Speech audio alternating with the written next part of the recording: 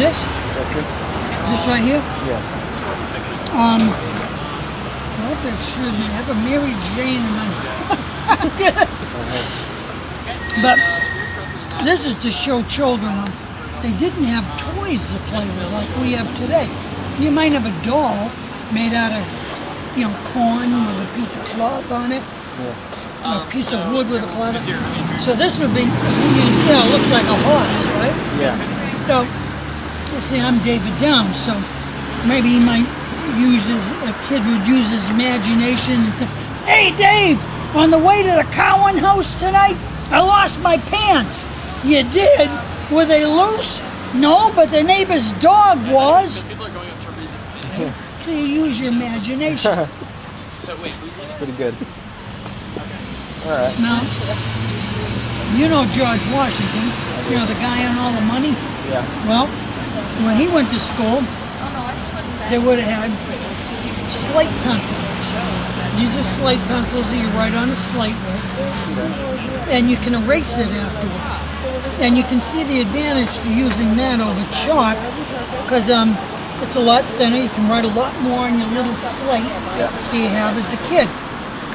So with George, what happened was the teacher asked George and the kids to draw a picture on the slate for the art section of school. And so he showed his picture to the teacher, and the teacher said, "Well, George, what is that?" George said, "Well, it's a cow eating grass." He said, "It is. Where's the grass?" He said, "Well, the cow ate it." He said, well, where's the cow then?" "Well, you don't think the cow's going to stick around after all the grass is all eaten, do you?" Well, the teacher really got upset and asked him, "Well, draw me a picture of a pig."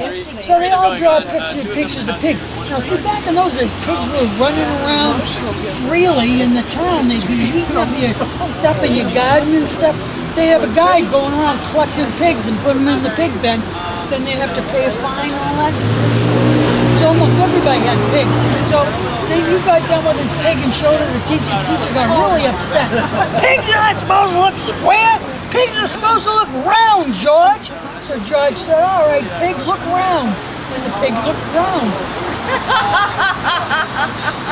That's good stuff. That is so cool. Well, I can tell you're going to like my 17th century digital calculator. Okay? So I have to use this. I know what that is. Because if I don't use it, I get all mixed up trying to use my fingers. See this? 10, 9, 8, 7, 6, and 5 make 11. It's just kind of hard to add and subtract using. Now back then, some of these guys that had their legs cut off, they'd be in a hot tent, even though they'd be hotter than heck. So they had to come up with something to help those poor guys. So they came up with, this had been during the Revolutionary War, they came up with an 18th century air conditioner. Okay? Later on, they came out with a cordless model. They're all booked up. So there is a show running at 9. Are these musket balls? Yes, you're welcome to hold on to one. Is it lead? Yeah, they're lead. Those are balls they put in the musket? Yes, Are it's these, a bullet. Are these glazed? Jeepers, I don't know. Some of these are bought from different, sources. I know Salem MA. So, see, like that's shinier than this one, so it's probably made in a different place and might have a different amount of lead in it, or, opposed to some other metal. I really don't know. But the originals would have been made out of lead. And you can imagine someone throwing that at you. Think about it coming at you from a gun, Now, a lot of times guys will get hit off the head with the butt of a gun, and these guns are about 8 pounds. They weigh a lot, particularly if you have to hold on to them all day. So if they're in a battle and this guy hits them on the head with the butt of a gun, well, he's not going to feel so good. So what he'll do is take the trepan, and you have to use the trepan to drill a hole down through his skull there.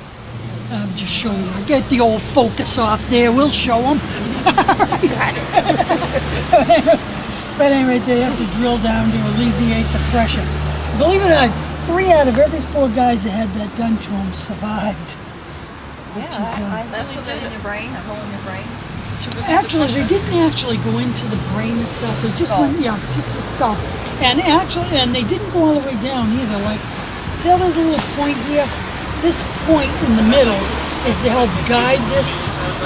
Once they get down about, well, actually, for some reason, that's way down inside there. It's not supposed to be. Yeah, it's like a They did it while they smidge. were alive, right? This is supposed to be a Smidge little bit higher.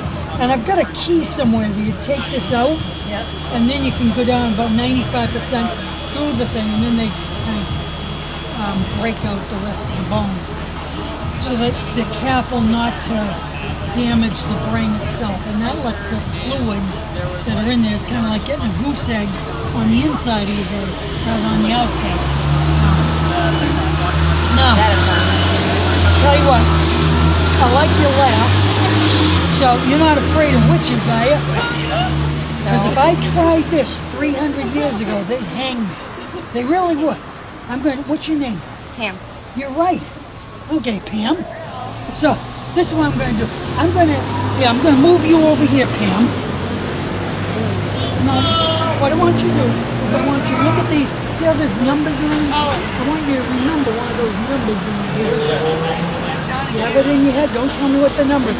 Now I was cheating, and I could see that you're looking over towards the 3 or the 2. Okay, so this time what I'm going to do is I'll turn my head. Oops, sorry. I'll turn my head so I can't see. And you pick out a number. Like keep it in your head. Don't tell me. Don't tell anyone what your number is. Okay? All right. So now this one I'm going to do. I'm going to mix up the cards. Now I don't know what your number was to begin with, right? Only you know that. I'm going to mix up the cards. Got it? So that even if I did know your number, I wouldn't know where it was. Okay, so now, if your number was number 4, I want you to take 4 cards and put them on the bottom, one at a time. In other words, you don't take a bunch of them. I'll give you, like, let's say your number was number 2, and you take 2 cards, one at a time, on the bottom. You get the idea? Okay, now, if I'm watching you do that, I'm going to know what the number is, right? So I'll turn my back to you so I can't see, all right? Okay, Pam? So if your number's number 5, you put 5 cards on the bottom, one at a time, all right? Just let me know when you've done, Pam. No. All right. Okay? Yeah. It didn't take her too long, so it's probably one of them. But tell you what, Pam, I'm going to take these, put them down on this. Like this. Okay, now Pam, I need your hand. Come on, okay, we want to keep it so they can see on the camera. What I want you to set your hand down just 1 card at a time. I'm trying to see if I can pick up anything through your hand. It's hard at the beginning, so you go to the next one now. Try that. Oh, we go that way? Okay, and that's where we Okay, I'm feeling a little bit something there. Try another one. Okay, I'm picking up something there too. Try another one. Okay, now I've been doing it. I can tell that you did not select this one. Is that correct? You didn't select that one? Okay, all right, so let's try that. Put your hand on that one. Okay, I'm not sure. Try again. Yeah. Okay, I can feel something, but not strong enough, so I'm pretty sure you didn't select that, right? Okay, all right, so try another one.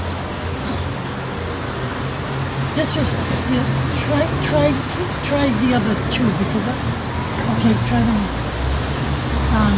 Okay, all right. You did not select that one, I can tell. Right? Right? Okay, all right, so try one. Okay, now that's the problem is I'm getting, see this seems to be really, put your hand over there, this, yeah, okay, this seems to be a lot stronger than that, even though that's strong too. So you must have selected this one. Was this the one you selected?